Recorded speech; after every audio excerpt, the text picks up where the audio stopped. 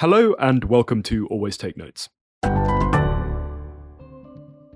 If you're an aspiring author, you'll be excited to hear that this week's sponsors are Curtis Brown Creative, the renowned writing school run by the major literary and talent agency.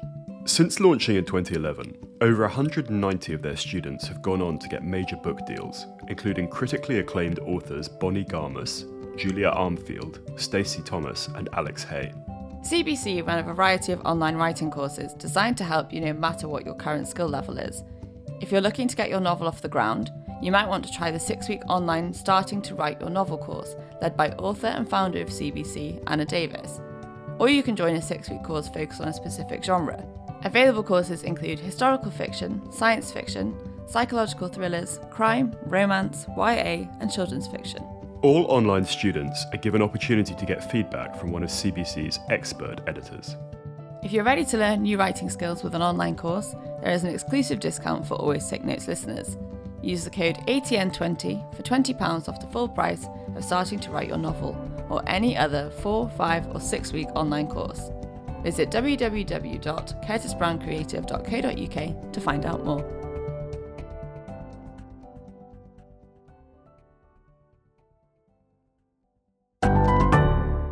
Hello and welcome to Always Take Notes. In this episode, we speak to the author Nels Abbey. We talked to Nels about leaving the corporate world for creative pursuits, about his satirical non-fiction book, Think Like a White Man, and about setting up the Black Writers Guild in 2020. It's a great episode. We hope you enjoy it. Welcome, Nels, to Always Take Notes. Thank you so much for coming on the show. Could we start with the establishment of the Black Writers Guild in 2020? How did that come about and at what point did you become involved? Sure. Well, thank you very much, both you and Simon, Rachel, for inviting me here. And it's a delight to be here with you today. So the Black Writers Guild, as you pointed out, was established in 2020. My involvement, I was a co-founder. I was I was the person who came up with the idea. It was an idea that I'd thought about for a long time. It's something I've done something similar in other industries I'd worked in. I always felt that minority groups in particular, it's not that unusual an idea, but minority groups should actually have some sort of collection or group or so that they can ensure that their interests are properly represented. And I'd long thought about it. I long wondered why there wasn't something similar with black writers as there was in many other industries, be it broadcasting or banking or anywhere else. And I just came up with the idea, I think in about 2021 or 2022, just after my book came out in 2019. But once the gruesome nature of the George Floyd situation happened, and then after that, things were just moving at such a pace, and we were realizing there was some degree of appetite for change. It became clear that it was pretty much now is the best time to do it, or else pretty much the moment, which was always going to be a moment, was going to be squandered, and that we wouldn't make any real change for ourselves. So I pretty much called up Afua Hirsch, and Afua agreed immediately it's a good idea. Both of us came up with an idea. We just sent a text message around to all the writers we knew and said, forward this text message to all the writers you know. And then we were expecting maybe 30 or 40 people on the Zoom call the next day, which we had scheduled to discuss the idea. And we had about 200 something people show up, and they were all writers. And here we are today. The Black Writers Guild exists. Yay. Could you tell us and the listeners about some of the kind of objectives that the Guild was pushing for back in 2020? I mean, we were looking before the interview at this things like an audit of books published by black authors, data on black staff across the business. Could you just give a kind of summary of some of the specifics that you guys were looking at that point? So systematic problems require systematic solutions, and systematic solutions have to actually be articulated in a way that you can actually really get to the root of the problem, to really find out the root and branch of the issues within the system. So where there are problems with, in terms of actual equality of treatment and inclusion also of black writers within the industry, we had to make sure we were looking as root and branch as possible. So I think they call it root cause analysis where they do call it root cause analysis in, say, financial services where I worked previously. So what we wanted to do was to find a way in which we could we're trying to achieve achievement, inclusion, and diversity across the board. And we didn't, if you've read any of my work, so I'm not the biggest fan of corporate diversity. I often find it's quite farcical in a certain way. So we wanted to actually almost achieve a degree of corporate diversity or systemic diversity and inclusion and equality, but not do the normal dance, which just becomes, okay, hire a diversity officer, and then pretty much they give you some reports and they hire a team, and then nothing comes, and then we do the whole thing again in 18 months or maybe 2 years, maybe 3 years. So what we looked very, very across the board at what the issues were. We saw that, okay, there's not many black staff in the actual industry. There's not much data collected in the industry. In terms of people who do get book deals, they're often not promoted well. They're often not given a good shot at success. So we thought, okay, let's make sure we circle back to all of those things. So we came up with an idea of ring fence funding for promoting black writers, the work of black writers. We asked for an audit of where the various houses were in terms of actual the diverse nature of their staff, particularly black staff. And I must be clear as to why we said that, as opposed to going down the BAME route, is because far too often what happens when we go down the BAME route, or the black, Asian, minority ethnic route, is that black people tend to be the face of these struggles. We tend to be what I call it the mule of the struggle, but never the actual people sat at the throne. Or so they tend not to enjoy the fruits of their own labour, which can be pretty much a bit of a vicious thing. So we thought this time around, let's just create a black organisation where we can actually get, because we knew that any improvement will work for pretty much all people who are not pretty much white men, be that women, be that people of colour, be that pretty much disabled people across the board. But we just knew that this time around too, we had to make sure that it would lead to improvement for black people. So we were looking at creating across a range of different things. And we've mentioned before, we even asked for funding to make sure that we as an organisation could put some degree of assistance with funding to ensure that the Black Writers Guild as an organisation could consistently hold the industry to account. We asked for stakeholder groups with the various publishers, which means that, and we've established those. We've established the stakeholder groups with the 5 biggest publishers, which means that we meet almost at least. Initially it was 4 times a year, but now it's at least once or twice a year or so, where we have a stakeholder group which is chaired by the CEO of the company and the actual and the senior writer from the Black Writers Guild, and then both come with a group of people every so often, and we have discussions about how things are moving in terms of both of our directions, but in terms of both of our the requests of the Black Writers Guild, I beg your pardon, and the requests of the and the understanding of the publishers of where they are, and we try and see where we can help each other out too. So no one's going to get everything right and all the time, but our belief was that provided the interest was there, the desire to make betterment was there, we were pushing to make sure that desire was made good on it. And I'd like to think we've done quite well in that regard. Was it the case from the start that publishers and industry figures were on board and sort of shared your vision for the project? So for the project, it was interesting. Yes, so the beginning was pretty much, it was one of those moments. So let's be completely honest. It was one of those shocking moments where something had happened that was completely shocking, that had that impact on the world. So depending on how old you are, you remember things like how the change that, say, a 9/11 had. Are you with me? Or the change like what happened in terms of Me Too, the Me Too movement or so, where you're starting to see these very, very big Hollywood figures or these very, very big public figures or so, men, and the systematic abuse that they've been able to actually cascade around for the longest time, unpunished or unquestioned. And George Floyd's lynching, or essential murder at the hands of a policeman, laid bare in similar terms that we have a serious problem here. So in terms of actual, and it's really a horrible thing to say. It's such a horrible thing to say. It's one of those moments where it's like almost like the ground has become wet again, or the concrete's is wet again, and you've got the opportunity to reset it also in a more level and even fair playing in a more leveler manner. And that's what it was when it came to George Floyd's situation. It gave birth to this, at least the appearance of a racial reckoning, where people wanted to actually recognize, okay, there's a problem, we have a problem with race. And then in everybody I spoke to, in whichever industry they were speaking, the leaders I spoke to across the board, were coming up with similar things. Black Writers Guild, similar things are happening in banking, similar things are happening all over the place, whereas now is the time to really address the issue of anti-black racism and how it exhibits itself in its various ways via a lack of diversity sometimes, or sometimes the presence of outright bigotry, and try and actually use this moment, and you've got to strike while the iron's hot, to use this moment to try and actually win some concessions and make it a better experience and a better life for people, both working for the industries, working within the industries, and people, the industry, publishing in this situation, the people we serve, which is for the betterment of our society, for our readers, and making sure that, again, our readers get better books, our society is improved by those books, and our children, metaphorically and literally, live better lives as a result. And by our children, I mean all of us, British children, the world or so. That's the job of the writer. Our job is to help try and create that empathy that creates a better world, and that's what we're trying to make sure we get more people have the opportunity to do that and do it well. And not just do it well. Some black writers should have the space to be bad writers, because bad writers can't just come in white. They should be able to come every day. You shouldn't be there. The black writer has to be able to fly without wings or so, whereas a white writer could just be mediocre sometimes. No, equality isn't just measured at who can run as fast as Usain Bolt.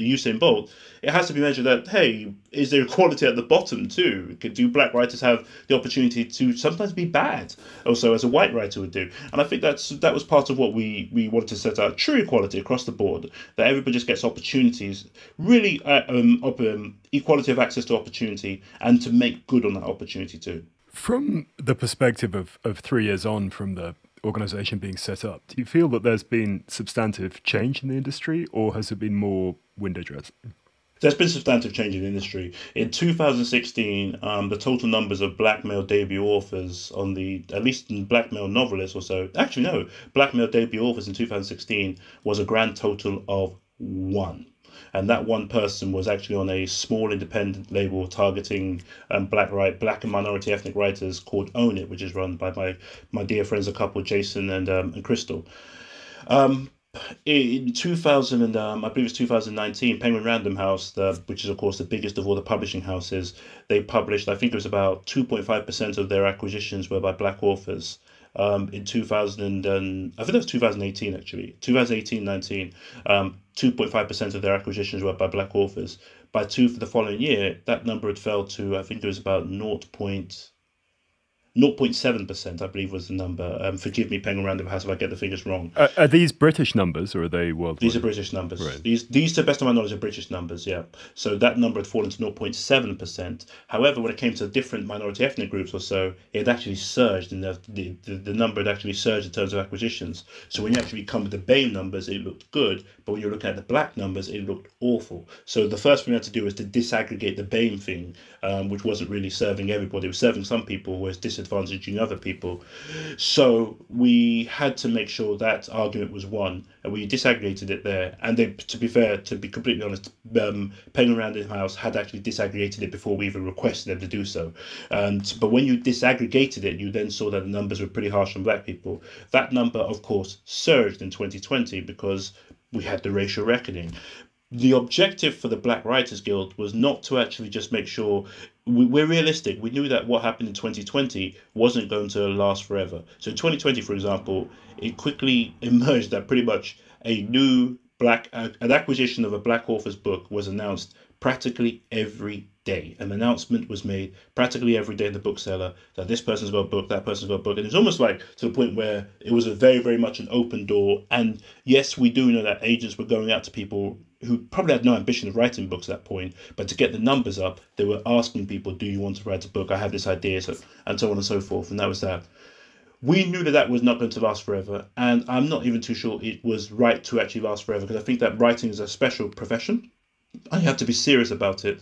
And you have to be serious about it, and you have to persist with it too. You have to be persistent with it too. And there has to be some degree of look, I worked for decades in this business before I got the opportunity to write my first book. And so I went through the thorough hazing process of getting into this industry.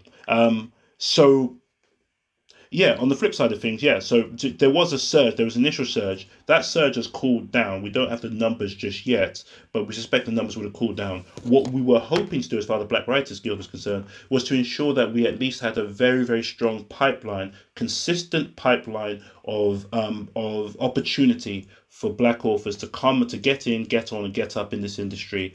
Not just black writers, but black publishing staff, black literary agents, just to really create the ecosphere of black people in these in the publishing industry. And I think there has been a lot of change. I have seen a lot of change. Increasingly, the boards are more diverse. There's increasingly more diversity, including black diversity, which is often normally at the bottom bottom of the actual barrel. But there's at the board level, we're seeing increasingly senior publishing staff. I speak to them on a regular basis where they're looking for people. They come to us and say, can you help us find people to employ? People's books, if you write a book and it's decent enough right now, you do stand a good chance of acquisition. It's no guarantee. It's still a very, very tough industry. It's just that the bad old days of, say, 2016, where pretty much of all black male writers, only one person gets on in the whole year. I would like to hope that those days are behind us. And that's what we work towards. And in that regard, I would like to say, we have made some progress, both the Black Writers Guild being consistently standing forth, but also too the publishing industry's response to it has been good. We'll see what the figures hold over the next couple of years, and we'll just keep working towards it. But again, the data, there's the data tells a story, and the story also tells a story. And on both fronts, so far, we're looking, let's say, somewhat good. Things could always be better, but the objective for the Black Writers Guild is to hold the industry's feet to the fire to ensure that things continue to be good and continuously improve. A step in the right direction. Could we roll back now to your early life? Where did your interest in literature and writing come from, and what then sort of informed your decision to go into finance as an adult? It's a very, very good question. I'll answer the first question. I'll answer the second question first. I came from a working class background. I was a foster kid. I actually spent my first 10 years in foster care. In my first 10 years of my life in foster care. And by foster care, I don't mean I was in a care home. I meant I was with very, very loving and lovely foster parents. I lived in a place called Benson, which no one in their life has ever heard of. I lived in a place called Rugby, which a couple of people have heard of. I lived in Derby, and then came back to with my mum in West London. Then also to my mum had this idea in which Nigerian parents, my mum's Nigerian, have these wave of ideas sometimes. So in the 80s, it was give the kids to white working class people to raise them. So I became a foster kid. Then the 90s, it became the children are misbehaving in London or so, send them back home. So I got sent to a Nigerian boarding school. But I came from a very, very interesting working class background as far as the UK is concerned. Nigeria is a bit different, but in the UK, I was very, very much a working class guy. Graduated from university. I studied economics at university.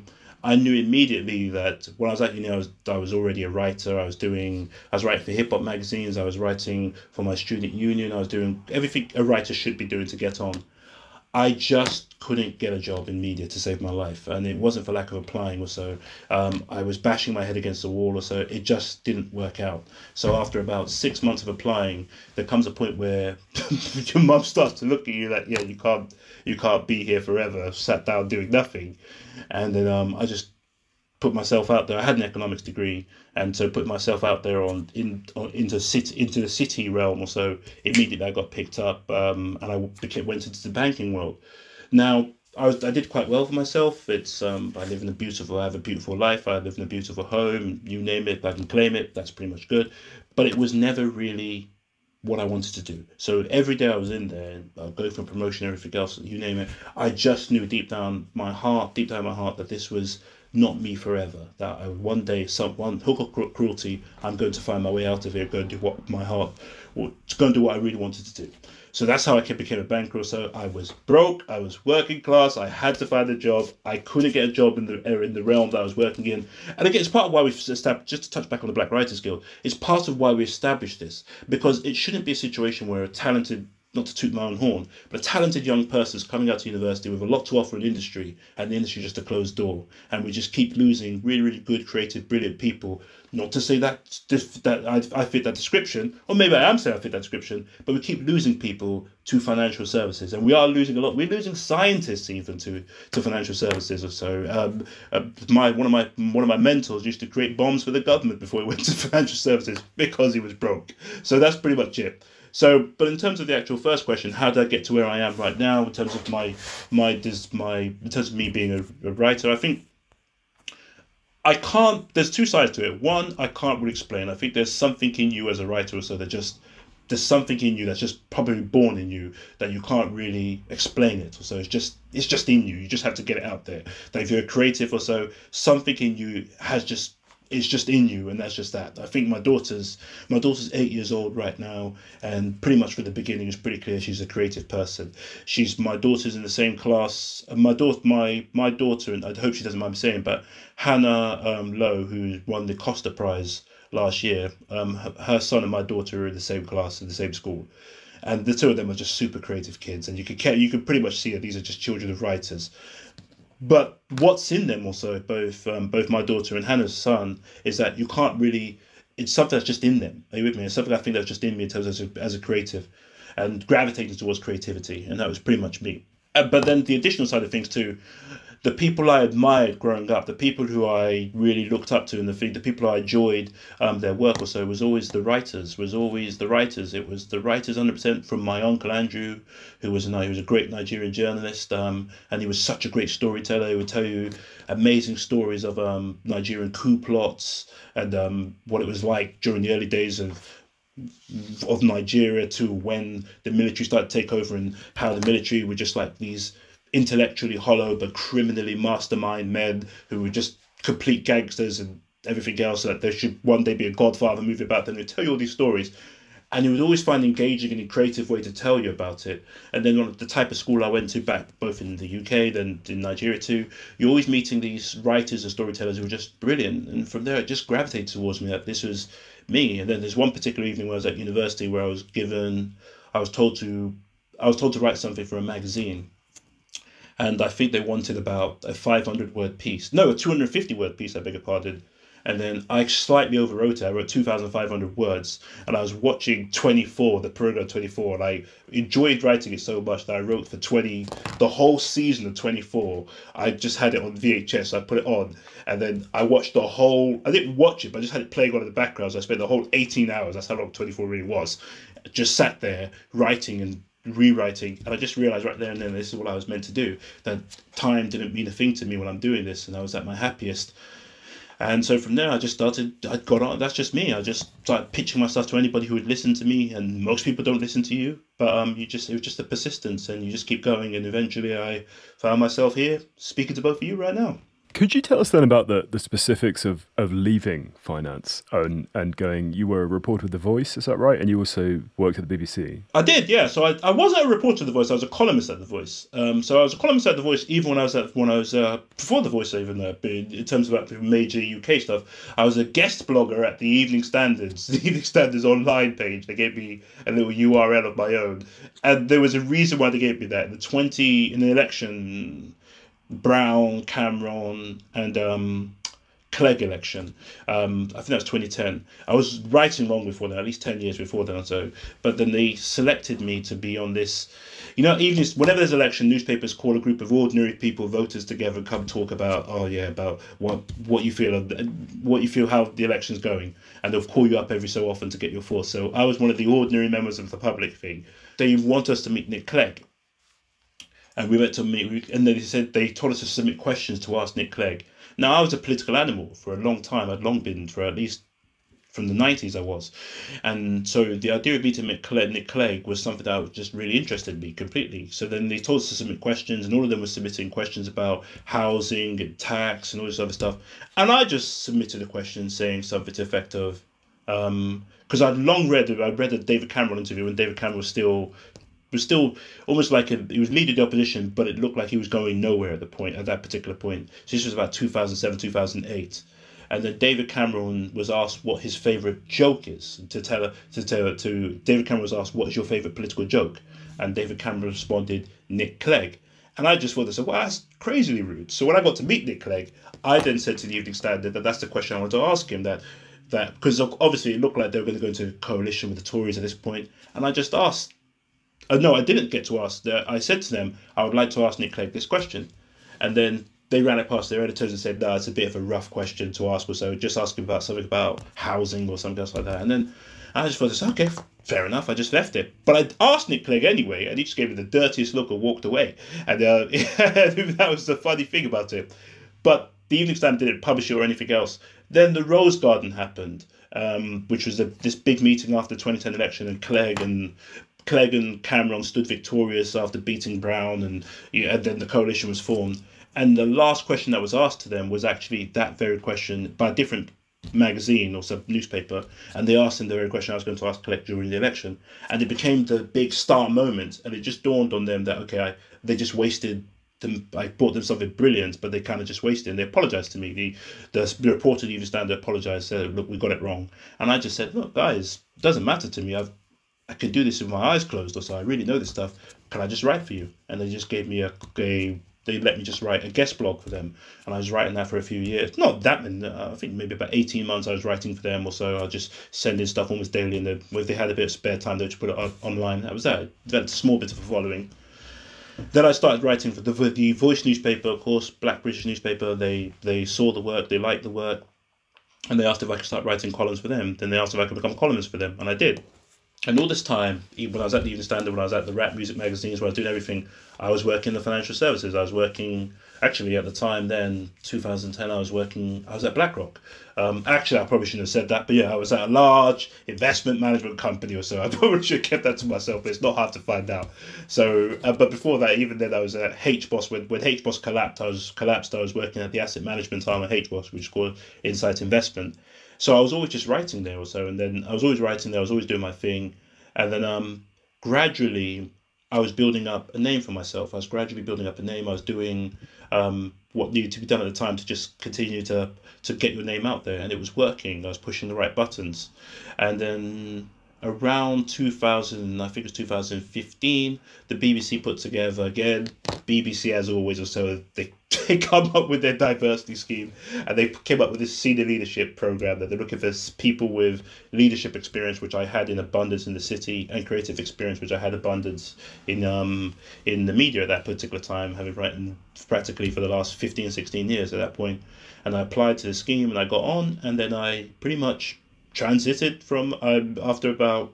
I really just got to the cutting edge. I was really making real money in financial services. I then walked away from it all, which financially was possibly one of the most difficult things for me to do, because it's just like I'd really just finally hit the big time. But my calling, what I believe was my calling, and I decided to just follow my heart.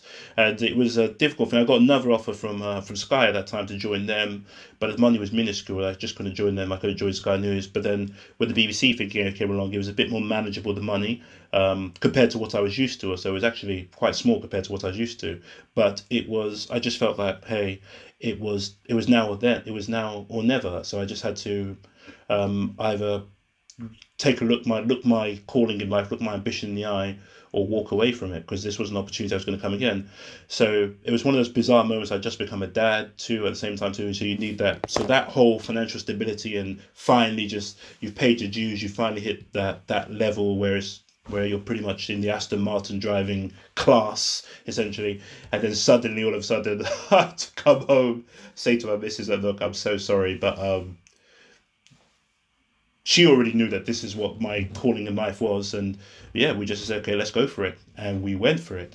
And so I was at the BBC for about 4 years or so, and then I won't go into much detail about that anymore. What were you doing at the BBC? What was the role? It's a very good question. So I was actually on this I was for a long time. I did a range of things at the BBC actually. So I worked initially worked over at BBC Worldwide on the commercial side of things. It was pretty much on the commercial side of things. I worked alongside a lot of the names you now know that are running the BBC. Then I worked on the actual. I worked pretty much in the chief of staff to the Deputy Director General's office too. I also spent some time working on the news side of things, which I found pretty interesting, which I found was pretty much the most interesting side of things. I just did a range of different roles. So I was pretty much, sometimes I was serving almost as a troubleshooter on the executive side of things, at a senior executive side of things or so.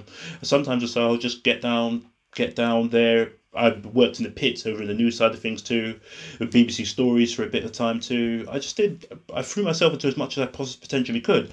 At one point I conceived and executive produced a large debate on when Barack Obama was leaving office. I came up with a particularly unique idea, so I pulled in the great Clive Myrie, and we did a really, really good show on that. So I really just threw myself into as much as possible to get as much experience, exposure, and education about broadcasting and media as possible. So I worked on both the creative side and the executive side, senior executive side of there too. So pretty much I yeah, well, I don't want to say any names or so, but just people you can imagine. I worked alongside them pretty much on a day-to-day basis. Those were my line managers. So yeah, so it was a pretty interesting time at the BBC. It was an interesting time. I just once again it reached one point where I felt that what they wanted from me and what I was getting pushed into was almost like what I was doing in the city of London after a bit of time, but much cheaper for them with less transferable skill or so in the long term or so. And I just felt I was once again being dragged away from what it is I really wanted to do with my life and what I knew was my calling or so to just doing to just doing something where I'm earning in the BBC terms, it would have been a lot of money. But in my terms or so where I was coming from, it wasn't much money in the slightest bit. So again, had to really just bite the bullet and then go and do exactly what I wanted to do. And here we are today.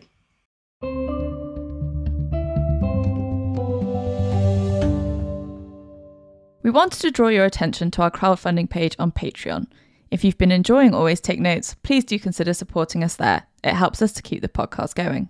If you support us on Patreon, you can get a great selection of rewards, including a shout out on the show and a selection of successful magazine pictures. Thanks again for supporting Always Take Notes.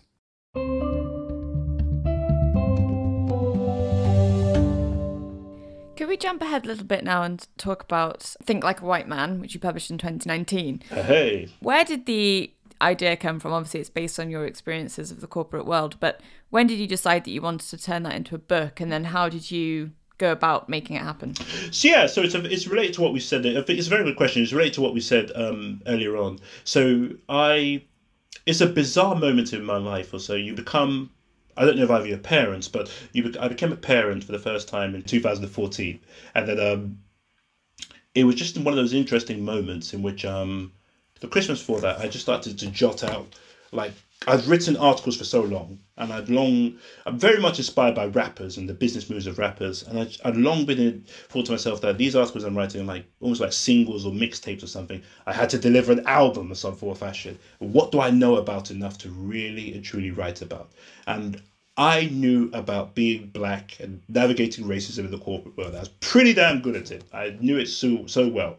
So I became a dad, and I thought to myself, you see a child's face for the first time, it starts to realize, and it dawns on you right there and then that, look, your life, I think it's an African American saying that once you give life is bigger than yours, that once you have a child or so, that your life starts to matter a lot less, your child's life matters a lot more. And I knew that I'm going to be a dedicated dad. So I thought to myself, okay, what do I do now? That I've got these big dreams, and I need to find a way to realize them. And I've got a lot more responsibility than I ever had before. And I'm in love with my daughter.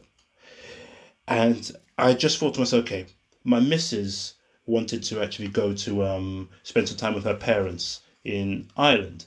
And then I rewind a couple of moments. As I gave birth, we had my daughter literally this moment right now.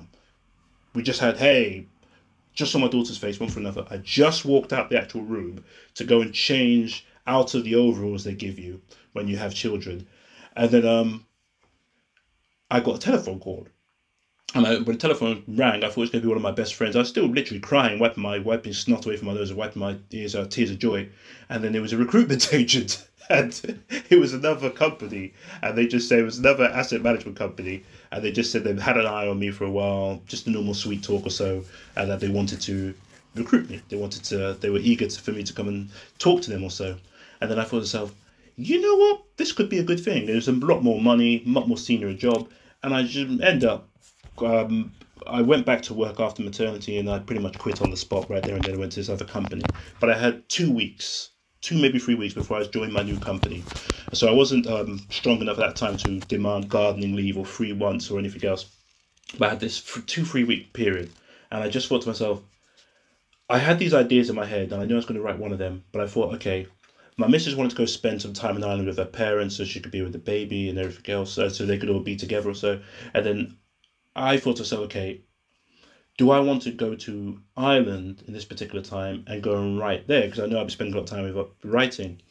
Or do I want to go somewhere tranquil, quiet, somewhere I could concentrate and just spend this unique 2 week period in my life writing? And I thought to myself, let me go somewhere tranquil, quiet. where I could just be by myself, quiet, where there's no distractions. So I went to Las Vegas, Atlanta, and Miami by myself. And I flew into Vegas, and I don't. You've been to Vegas before, so Vegas is beautiful, but it's also full of distractions. But one great thing they do in Vegas is that the rumor is, and I find it to be true, they pump oxygen into your room so you can't sleep. So you go out and gamble. Now, I don't gamble in the slightest bit. I used to work in financial services. I'm too responsible for all that, and I have a very extreme and addictive personality. So I know my weaknesses and my strengths. So the most I've ever gambled in my life is about $5. And thankfully, I lost it, so that was enough for me. So what I then did is I thought, okay, go to Vegas, get yourself a room on the 30-something or 40th floor somewhere so you could oversee much of Vegas, but use it to write. So, I couldn't sleep, so I just kept writing, just me and the laptop there. And in that room right there, and then I just started writing this book about being black in the corporate world. And I wrote in about 4 or 5 days I was in Vegas, I wrote about 20,000 words. And they were all rubbish. So as I was leaving Vegas, I just did leaving Vegas, I beg your pardon, I just did Control A and deleted all of them. Then I went to Atlanta, same thing happened, they were all rubbish. It's when I got to Miami, I literally writing on South Beach by myself. I just came up with this idea of writing it as a satire from the perspective of a particular character, make it funny, make it brilliant, which is actually my skill. But make it informative too. And I just did that. I just sat on South Beach and I ended up writing about 30,000 words, just watching people go by and people coming up to you trying to sell you stuff or so. And I just sat outside the Leslie, which if you ever seen the movie Scarface, is right beside the Carlisle. You'll see it briefly in Scarface. And I just sat there just writing away. And I quickly dawned on me that I'm onto something special, and I just kept going.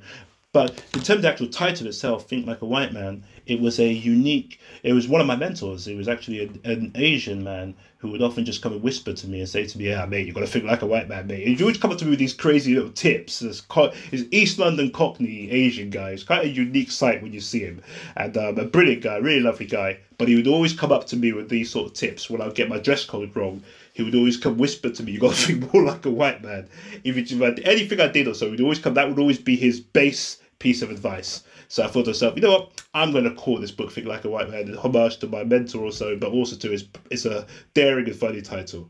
And boy, has it cost me a lot of money, but I'm thankful I did it either way. Could you tell us about the book's route to publication, and particularly in terms of what you said earlier about diversity schemes? Because you've said, and we see this in other interviews, that you're not a huge fan of them, but it's right that the book was picked up through a PRH diversity scheme. So if you tell us both about the mechanics of it and then maybe some of your feelings about those programs more broadly. I'm not a fan of diversity schemes because they're often completely disingenuous in my view. They're often complete corporate smoke and mirrors, as I call it. The one I did at Penguin Random House was a rare one that was actually sincere, and it actually worked. And they were sincere, they were serious, and it actually worked. They saw it through to fruition. And so Penguin Random House put together a diversity scheme called Write Now, spelled WRITE, now, NOW, one word.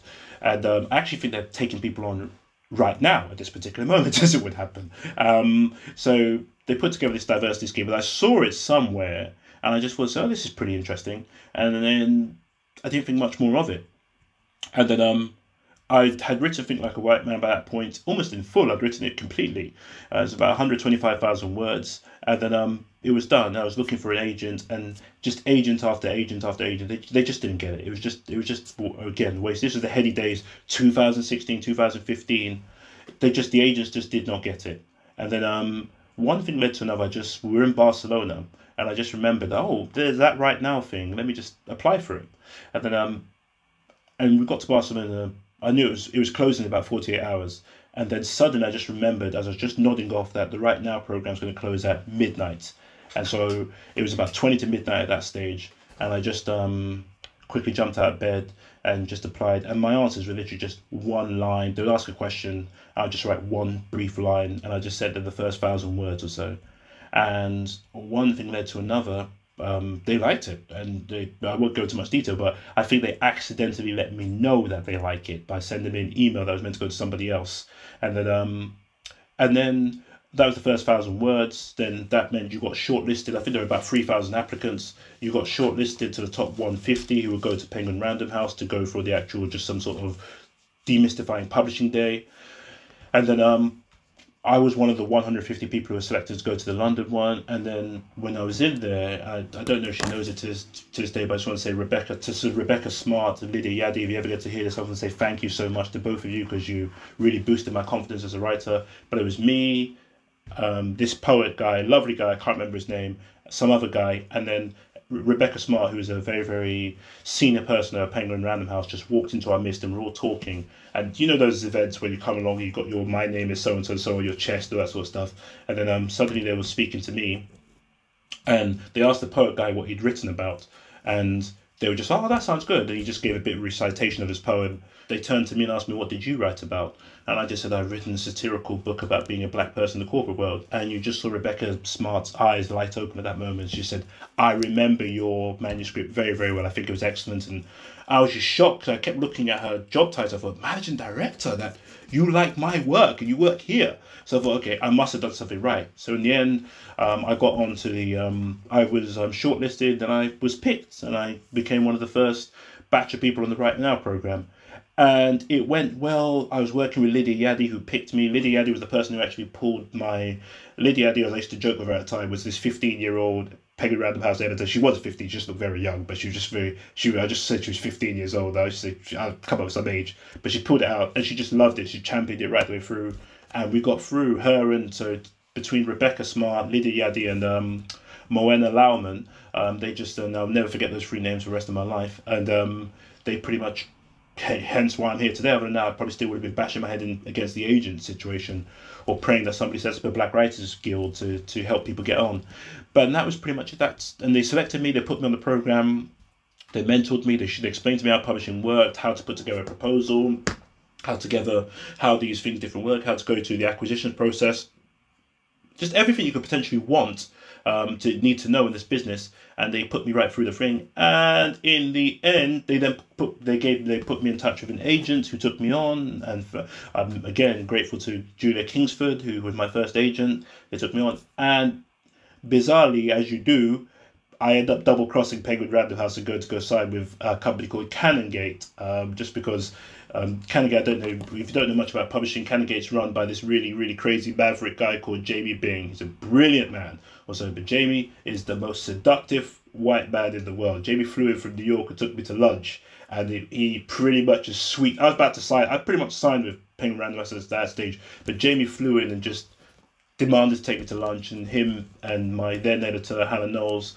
they just sweet talked me to death or so, and it was just lovely meeting. And it just felt like maybe for me at this particular stage right now, I could probably do with a little bit more attention that I'll get from a smaller house, as opposed to becoming a really, really tiny fish in a huge pond in Penguin Random House. So apologies to Penguin, who I have a great relationship with today, from Tom Weldon right the way down, as a result of the Black Writers Guild.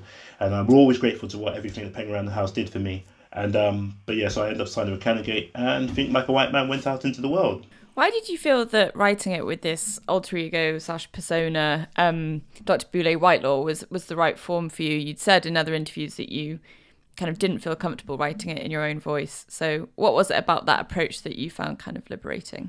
So Think Like a White Man is a crazy black satire. If you read it, there's so much stuff in Think Like a White Man that I could not say out loud, or I would not feel, because I'm a very responsible person. So I'm a very responsible person. I've held senior positions in some of the most amazing organizations in the world. I walk inside the world. When I'm not wearing my writer hat or so, I'm very, very much a corporate beast. I know how to conduct and carry myself or so. I know the language. I know pretty much I know how to win in the corporate world, and I also too know how to lose in the corporate world too. So, and the way to lose in the corporate world is to write a name like Think Like a White Man under your actual, write a book like Think Like a White Man under your actual name, where you're telling pretty much all the secrets of how the corporate world actually works with the most shocking language or so.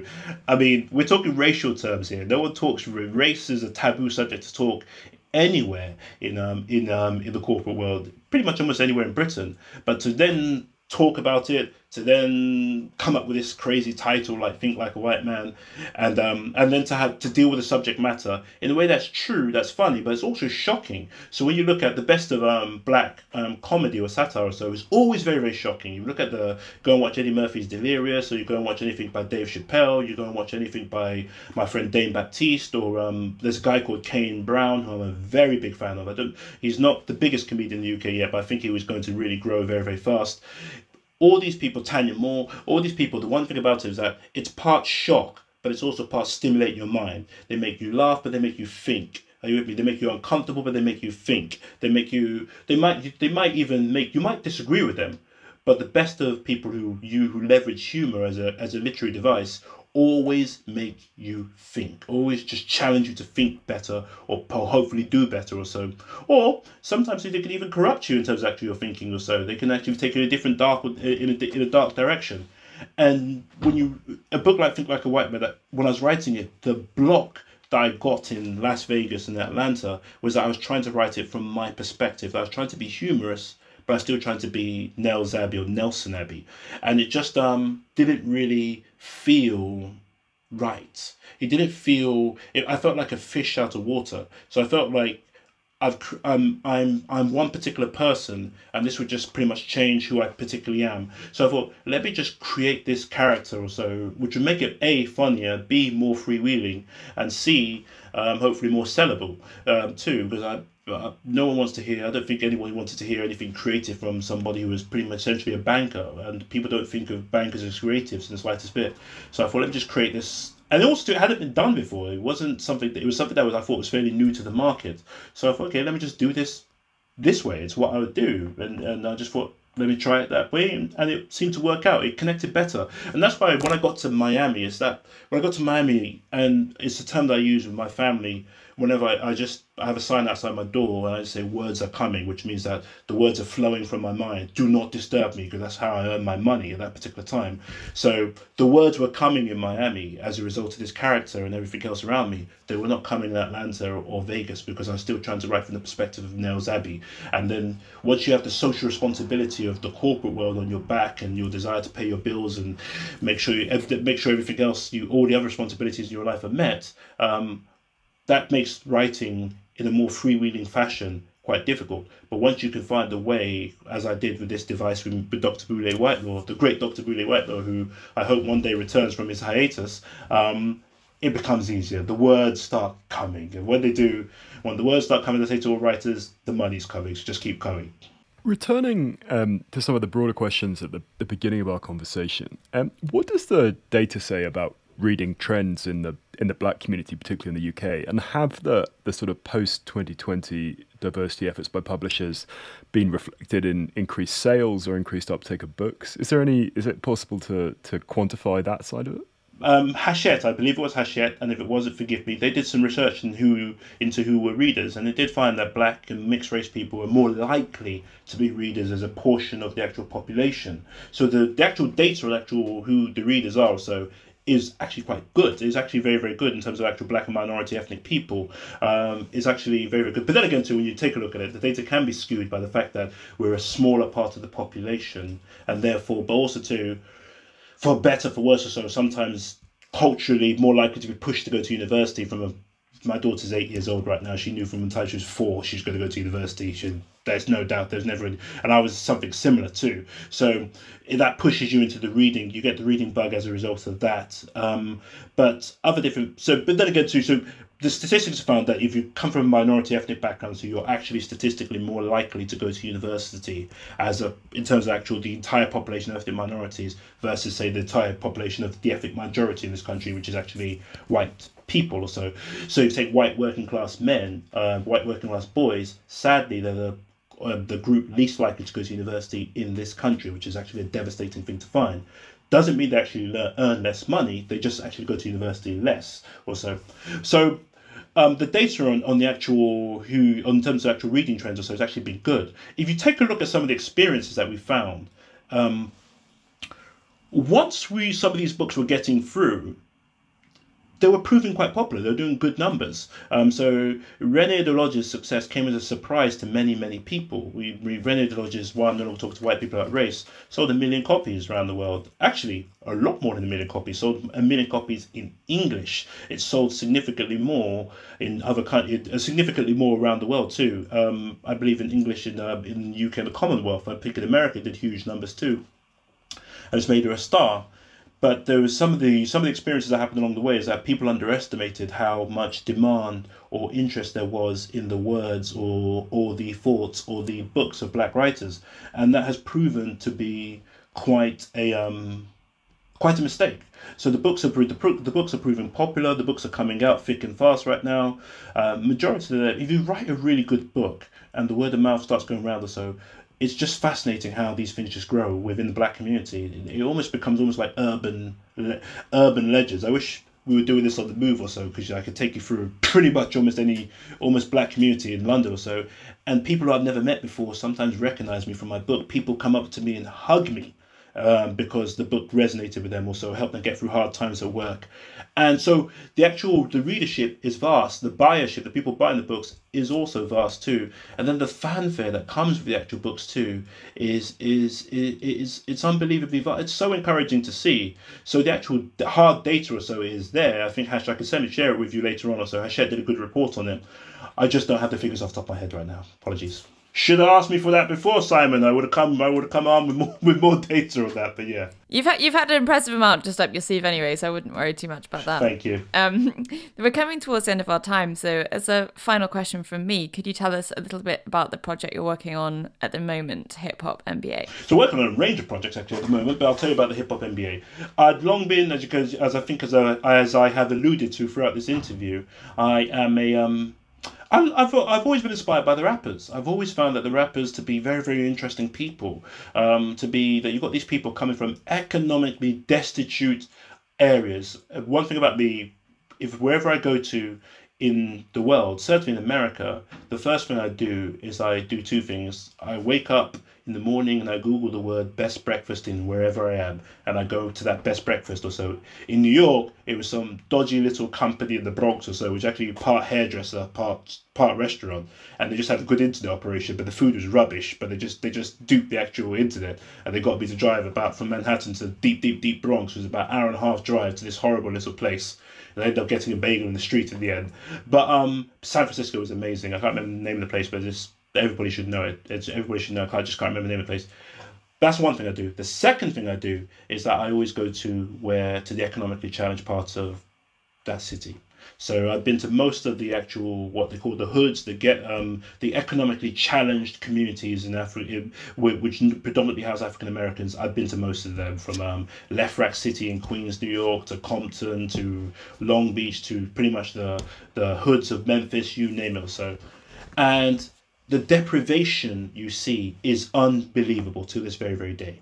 In fact, the only place in the UK that I can really compare it to some of the harsher places I've been to in America or so, is possibly Broadwater Farm Estate, which is actually not far from where I'm sat right now in North London or so, which again, Broadwater Farm Estate has become notorious for successive riots over successive decades right now. And I'd always found it fascinating that these rappers have taken this deprivation, this hardship that they've had to overcome and had to live through, and created a multi-billion-dollar industry out of it, out of the experiences, out of the education, the unique education they received, out of the exposure, out of everything they've been through, and they've managed to create these very, very vast industries.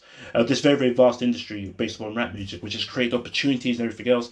And I just thought to myself that over the last 50 years or so, it's gone from this party and park culture thing in the Bronx, again, the most economically challenged of the 5 boroughs of New York, to being this multi-billion-pound industry. And the norm is people just think it's just people dancing and everything else. No, there's shrewd, very, very complex, brilliant business people behind this industry. And some of them have very, very unique backgrounds in terms of where do you get finance. It's like the idea of capitalism without capital. It's like omelets without eggs. How do you achieve it? You have to find the eggs from somewhere. You have to find the capital from somewhere. So lots of these rap labels were built on drug money, which I thought was fascinating. And the characters behind the drug dealers themselves, they were fascinating characters. And then you're looking at all the different things from marketing and promotion to finding your way into the actual industry, to market research, to diversity, to diversification. Everything along the road, rap music has actually been a good lesson in business for me across the board. And I just thought to myself, let me just do something different for once about in terms of my writing, because I think there's certain books people would expect from me, or people would expect from writers in the UK across the board, British writers. And I thought, let me just do something that I really write a book about something I really loved and people I've really admired from a business perspective, and just try and do it. And I must point out too, even when I worked in the city, a lot of the time things that actually made me do well in the city was stuff I didn't learn in my economics degree. I didn't learn from doing all the courses set me on. I would often just actually refer to the stuff I saw rappers do or so. It was working for me. And it meant that I was pushing the right buttons, I was making the right moves, and I was just learning from them. So I thought, okay, let me just write a book that looks at all these characters, these moguls, with their very alternative ways of thinking, and again, and try and actually just and try and just see what I can draw out from it. And so far, it's done well. It's sold in I think about 5 or 6 different regions so far. It's done well. It's just coming out next year, and hopefully it will stand the test of time. Or so, if not, I will run for the hills and pretend it never existed and move on to the next one. Kind of actually following on from the subject matter of that book, it's a rule of the podcast that we always ask about money and people's writing lives. And how the two parts interact. So, be as candid or as guarded as you're comfortable being. But for you, how has it worked as you made this move out of corporate jobs? And then today, how is your income split between writing and between other things like that? So I am lucky. I made some very, very good investments for myself beforehand that have happened to sustain me. I must say that it doesn't mean I've left corporate world forever. I don't believe that in the slightest bit. You never know, but I doubt. I think I might have to actually supplement my earnings or so with some traditional 9 to 5 tap dancing somewhere or another or so, and make some good of my skills somewhere once again too. But I've taken some years out now to just write full time or so, and truth be told, that does mean that, look, writing is not for the faint-hearted. It's not for people who it's a economically perilous job. So for some people, it's almost like a winner-takes-all industry, as I call it. Like, there's 2 types of book. There's the one where they'll give you a shed load of money, and I call those books the lottery ticket books. No, not the bet the house books, which means that the company has taken out a mortgage on your book, and they're going to give you hundreds of thousands of pounds or millions or something else. I've seen it run to millions right recently, and they're betting on the fact that this book's going to make them tens of millions back.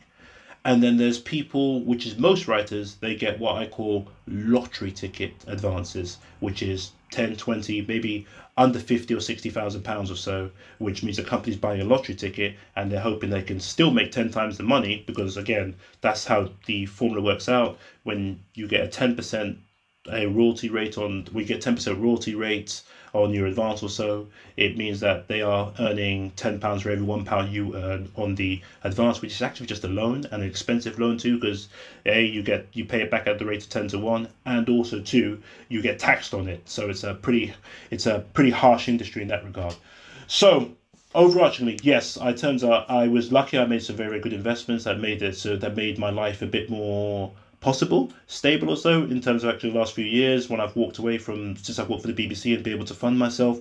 I've also had to take on some jobs in terms of actual writing, going out there. I do a lot of writing for, say, stand-up comedians. I write for newspapers quite a lot. I write for a range of different magazines. I'm waving at Rachel right now, hoping she hires me one day to do some freelancing for her. I haul myself out, as I say, to pretty much anybody who will pay me at any given time. So it's not been easy or so. In terms of how I split my money or so, it's a bit of a tough one or so. The writing work does come, and sometimes you just get big paydays, and sometimes you can go months without a payday whatsoever. So you have to be very careful how you manage your money. You have to pray that you can pay your taxes at the end of every January or so. But yeah, it's a gradual thing. But I'm lucky. I have my investments. I'm quite popular as a commentator so far or so. I get paid from that. I get called in to come do corporate gigs from different people. They want me to come. They want to hear me speak. So I'm quite lucky, or maybe I'm just palatable. But whatever it is or so, so far so good. I have not declared bankruptcy, and hopefully never will. Pray for me, guys. So yeah. I guess that's a good note to end on. I hope you don't ever have to declare bankruptcy either. Thank you very much for your time and for your candour. That was an engaging and enlightening interview. Thank you. Thank you very much, guys. Thanks, Rachel. Thanks, Simon.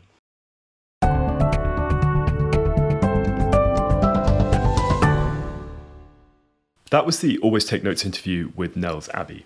He's on Twitter at Nels Abbey. Think Like a White Man is published by Canongate, and the website of the Black Writers Guild is www.thebblackwritersguild.com.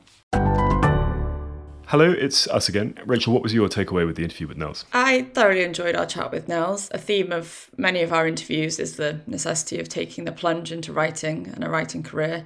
And he really did do that. I think both of our eyebrows raised when he said that he walked away from Aston Martin level money to pursue creative work. It must have taken a sort of tremendous amount of courage and self-belief, and especially if you're just starting a family. So that was interesting. And I also enjoyed hearing about his influences in terms of comedy and hip hop. How about you? I thought it was interesting to hear a kind of perspective on post-2020 institution a couple of years on. So this was something that was born out of that period of kind of ferment a few years ago, and to get a sense of what the impact has been with a bit of perspective of time. So where there has been change, maybe where there has been less change. Because obviously we're always interested on the show in the kind of broader state of affairs in British publishing. So I thought he was a great person to have on for that. Anyway, Rachel, what have you been up to? And I was going to say we have, at the behest of our producer Artemis, we have another thing that we have to ask each other about now, which is what we've been reading as well. Well, only if we have nothing interesting to talk about, which in my case is every single time. So I thought this was obligatory on top. No, I think it's sure instead we'll stand of. corrected by this. Well, in which case I'm mourning the end of Succession currently, and on the hunt for another new television series to watch. And I've been reading a book about Juliet Capulet and her afterlife. So I would highly recommend that. How about you? What have you been up to, and what have you been consuming in the world of culture? World of culture. Well, I'm taking a little bit of time off, which is nice because I'd had a very busy first part of this year. I have just finished reading a collection of profiles from the New Yorker, which was published in 2000 and was very interesting. It had some going right back to the 1930s. There's one absolutely hilarious piece from 1932, which is about exposing a fake Russian prince, which I recommend to anyone. And I've just started reading Black Hawk Down, which is this big narrative nonfiction book, this big hit in America at the end of the late 1990s, and was filmed, but is published by the same people who are bringing out my book in the US. So kind of interesting with that. And then in terms of TV, we're watching this extremely violent French TV show called Ganglands on Netflix, which is good. It's sort of set in the Brussels underworld, but it relentlessly kills off major characters, like repeatedly, which I find is quite an interesting trope. This has been Always Take Notes, hosted by me, Simon Aiken. And me, Rachel Lloyd. Our producer and social media editor is Artemis Irvin. Our score is by Jess Danheiser, and our graphic design is by James Edgar. If you'd like to follow us on social media, we're on Instagram at Always Take Notes. We're on Twitter at Take Notes Always. If you'd like to support us on our crowdfunding page on Patreon, we're on there under Always Take Notes. And if you'd like to leave a review on iTunes or get in touch with us via our website, please do. Many thanks. Goodbye.